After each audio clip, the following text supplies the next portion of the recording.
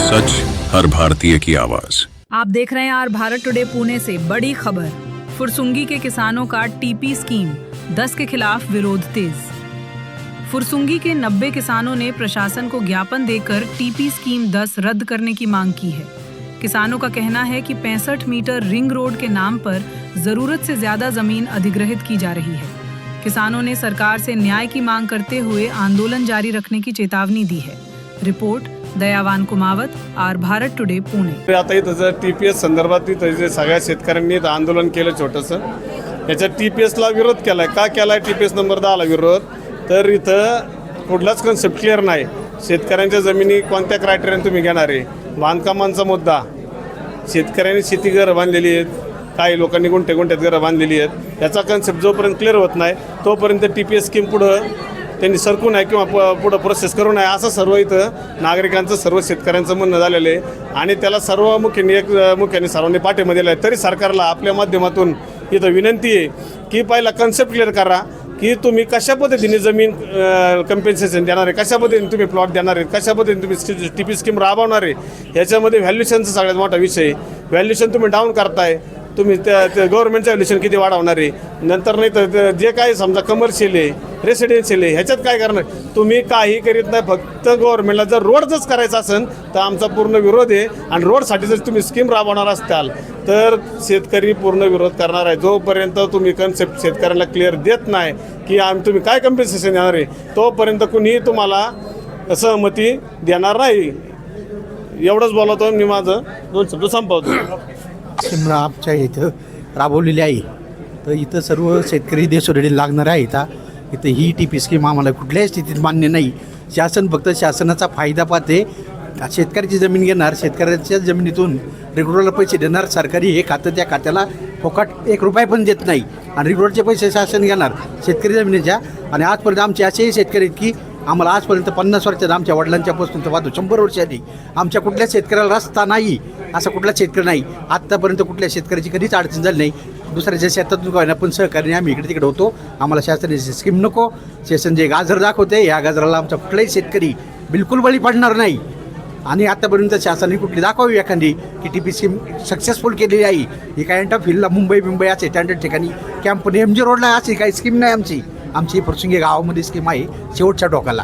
तर शासनाला आमच्या सर्वांच्या वतीने या टीपी स्कीमला तीव्र विरोध आहे। आज एवढे शेतकरी जमलेत, त्याच्या पुढं आमरण उपोषण, आत्महत्या आंदोलन ह्या टोकापर्यंत शेतकरी पोचतील, याची शासनाने दखल घ्यावी। या ठिकाणी जी टीपी स्कीम राबवण्यात येत आहे त्यामध्ये कुठल्याही प्रकारचं ग्राउंड लेवलवरती येऊन शासनाने कुठल्याही प्रकारचे चेक केलेलं नाही। नगररचना विभागाने काही चेक न करता डायरेक्ट जागेवरती बसून मॅप तयार केलेला आहे। जी या ठिकाणी बांधकामं आहेत, पक्क्या स्वरूपाची घरे आहेत, ती सगळी बाधित होत आहे त्याच्यामुळे। आणि आम्हाला ह्या टीपी स्कीममध्ये कुठल्याही प्रकारचा रस नाही आहे। आम्हाला हे पूर्णपणे 100% कॅन्सल करायचं आहे। तसेच त्या ठिकाणी जे यांनी फायनल प्लॉट 60-40 जे केलेलं आहे त्याच्यामध्ये 100% जे 40% जे कपात केलेली आहे, 60% जी घरं राहत आहेत त्या ठिकाणी कुठल्याही प्रकारचे रस्त्याचं नियोजन नाही आहे, काही नाही आहे। त्याच्यामुळे 100% घरंही पाडल्याशिवाय यांना स्कीम राबवता येणार नाही आहे। त्याच्यामुळे जे लोक गावाकडून इकडं आलेले आहेत हे सगळे गोरगरीब लोक आहेत। कुणी इथं काय उद्योगपती किंवा मोठ्या घरची लोक नाही आहेत, छोटे लोक आहेत सगळे।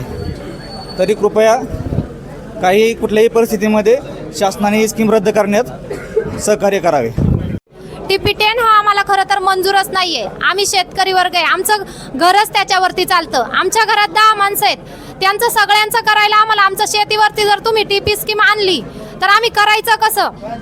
आणि हा 30 वर्षापासून रिंग रोडचं चाललंय, त्याच्यामुळे आमच्या इथं प्लॉट काही डेव्हलप केलं नाही। आम्ही काही बाकीच्या क्षेत्रात बांधकाम केलं नाही। आणि आता तुम्ही टीपी स्कीम आणली तर आम्ही शेतकरी वर्गाने करायचं काय? रिंग रोडचा मोबदला तुम्ही काय सांगत नाहीये, मग कसं करायचं सगळं? तुम्ही आम्ही हरकती दिल्या, जेव्हा 2023 मध्ये हरकती दिल्या त्याची उत्तरं दिलेली नाहीयेत। कशाचं सरकार आम्हाला काहीच उत्तर देत नाही। आम्हाला हा टीपी मंजूरच नाहीये। आमचा पूर्ण शेतकरी वर्गाचा, प्लॉट धारकांचा, सगळ्यांचाच या टीपी स्कीमला विरोध आहे आणि ती रद्द करावी आम्ही अशी शासनाकडे विनंती करतोय। शेतकऱ्यांनी शेती नाही केली तर जनता काय खाणार हा माझा महत्त्वाचा प्रश्न आहे। मग टीपी स्कीम केल्यावर शेतकरी काय सिमेंटचे घरं पाडून खाणार आहे का? एवढंच माझं म्हणणं आहे.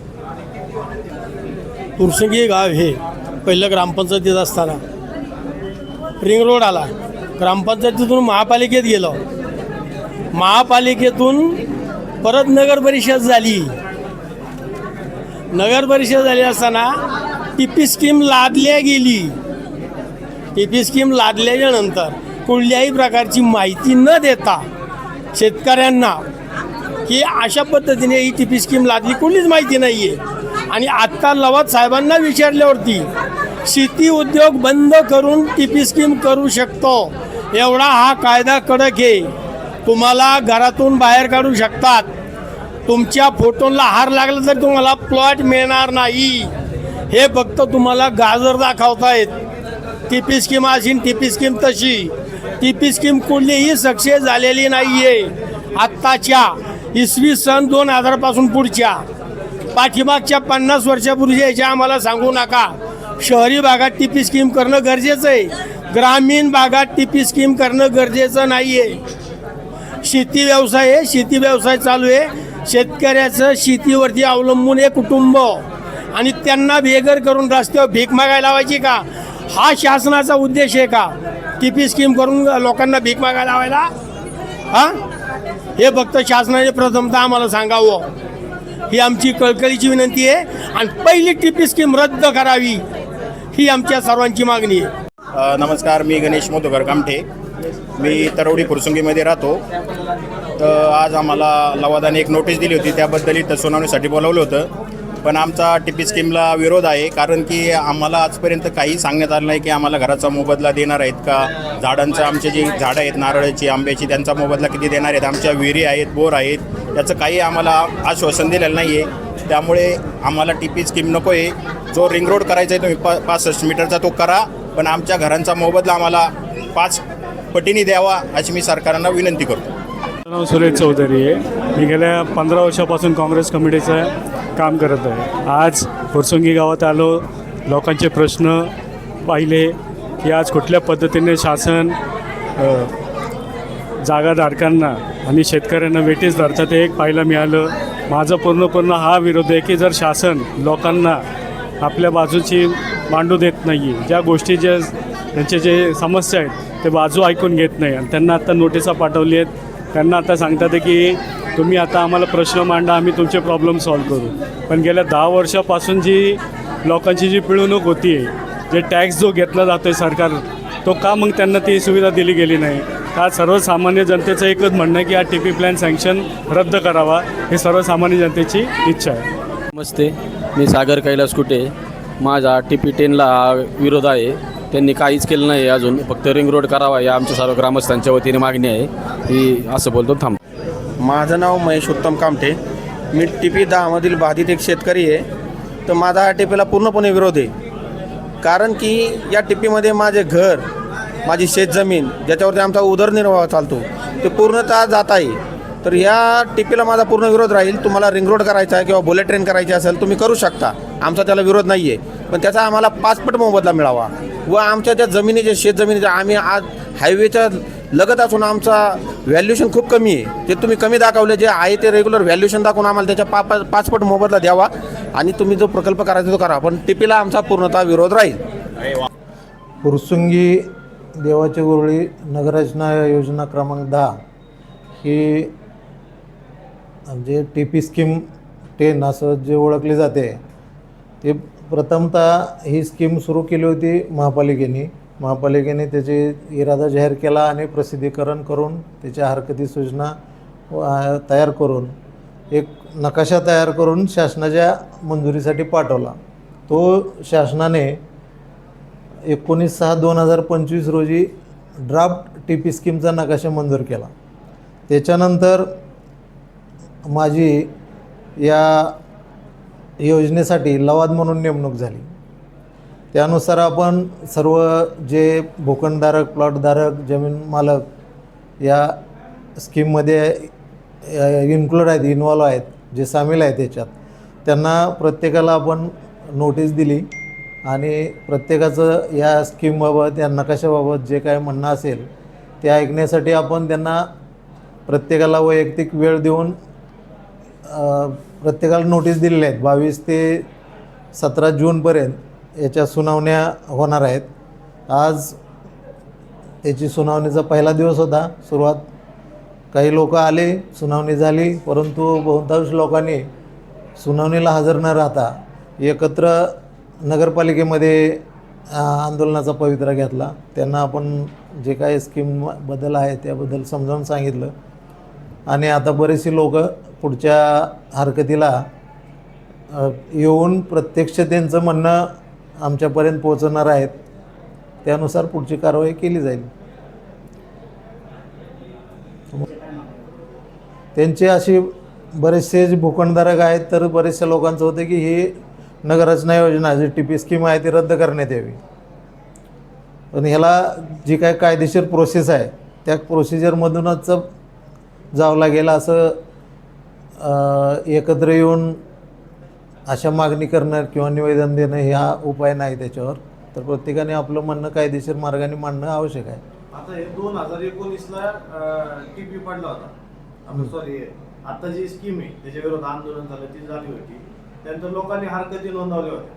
तर आता मला वाटते 6 महिने ते वर्ष झाले की आपली नगर परिषद झाली. आता लोकांच्या नव्याने हरकती नोंदवून आपण पाठपुरावा करणार का त्या जुन्या हरकती यूज करणार? जुन्या हरकतीचा त्यावेळी 99ला स्कीम घेतलीच नाही. नंतर त्याच्यानंतर ते PMRDने केले होते 19मध्ये. त्याच्यानंतर ते क्षेत्र महापालिकेत आल्यानंतर महापालिकेने 2022मध्ये त्याचं सुरुवात केली आणि 2023ला 10/3/2022ला ठराव केला की ही स्कीम करायची. मग त्याच्यावर पण हरकती झाल्या आणि ते पुढं झाले प्रोसेस. आता हे जे लोक सगळे आंदोलनाला उतरले, शेतकरी असतील, स्थानिक रहिवासी असतील, त्यांची नव्याने आपण नगर परिषदेत हरकती नोंदवून पाठपुरावा करणार, अहवाल पाठवणार का आहे त्या जुन्या नव्याने आता या ज्या हरकती आहेत तो शासनानं मंजूर केलेल्या प्लॅनबाबत आहेत. ती पूर्वीची प्रोसिजर झाली, तो प्रोसिजरचा भाग संपला. त्यानंतर शासनाने स्कीम मंजूर केली, ड्राफ्ट स्कीमवर हरकती ज्या काय असतील ते आम्ही आता परत वैयक्तिक नोटीस देऊन सुनावणी घेणार त्याची. मग आता शेतकऱ्यांनी परत आपल्याकडे हरकती नोंदवायच्या का आहे त्याच्यावर चालू नोटीस आणि नोटीस काढलेले आहेत. प्लॅनवरचे जे रेकॉर्ड आहे त्याप्रमाणे प्रत्येकाला नोटीस काढलेले आहे. त्यांनी येऊन आपलं म्हणणं द्यायचं आहे. जे काय त्यांना म्हणायचं असेल, रद्द करायचं असेल, बदल करायचा असेल, जे काय त्यांचं म्हणणं असेल तर लवादासमोर त्यांनी मांडणं आवश्यक आहे. आता समजा या सुनावण्या झाल्या याच्यानंतरचं पुढची प्रोसेस काय असेल तरी अंदाजे? सगळ्याचं म्हणणं ऐकून घेऊन नकाशात योग्य ते बदल करून शासनाच्या मंजुरीला पाठवलं जाईल.